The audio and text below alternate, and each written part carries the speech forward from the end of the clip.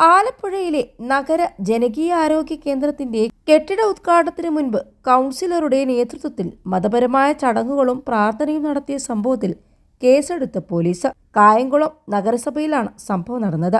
Ward councillor Nawaz മുണ്ടക്കം ഉൾപ്പെടെയുള്ളവരെ പ്രതി ചേർത്ത് കലാപശ്രമം അടക്കമുള്ള വകുപ്പുകൾ ചുമത്തിയാണ് നിയമ നടപടി.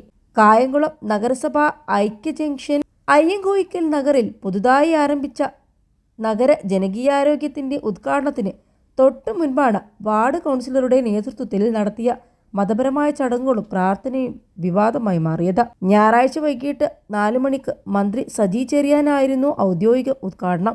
2 മണിയോടെ മതപുരോഹിതന്മാരുമായി ലീഗ് കൗൺസിലർ നവാസ് എത്തുകയായിരുന്നു.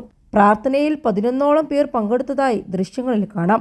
മന്ത്രി എത്തുന്നതിന് മുൻപ് കെട്ടിടോദ്ഘാടനത്തിന്റെ മട്ടിൽ ചടങ്ങുകൾ നടത്തിയ ദൃശ്യങ്ങളടക്കം ഗ്രൂപ്പുകളിൽ പ്രചരിച്ചതോടെ നിയമ നടപടി സ്വീകരിക്കാൻ നഗരസഭാ അധ്യക്ഷ പി ശശികല മുനിസിപ്പൽ സെക്രട്ടറിയോട് നിർദ്ദേശിക്കുകയായിരുന്നു. തുടർന്ന് കായംകുളം പോലീസ് കേസെടുത്തു.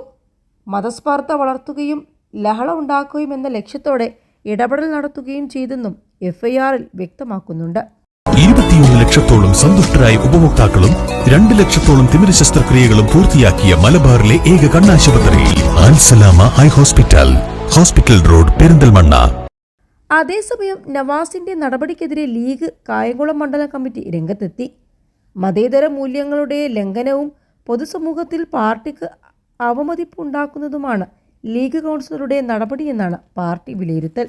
സമൂഹത്തിൽ മതസ്പർദ്ധ വളർത്തുന്ന സന്ദേശങ്ങൾ സൃഷ്ടിക്കുന്നവർക്ക് അത് പ്രചരിപ്പിക്കുന്നവർക്കുമെതിരെ കർശന നടപടിയെടുക്കുമെന്ന് മുന്നേ കേരള പോലീസിന്റെ ഫേസ്ബുക്ക് പേജിലൂടെ തന്നെ അറിയിച്ചിരുന്നു.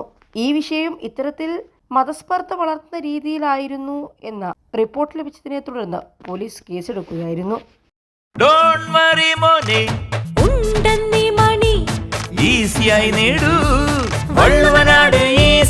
ആവശ്യം ഏതുമാകട്ടെ, പണം ഞങ്ങൾ തരും.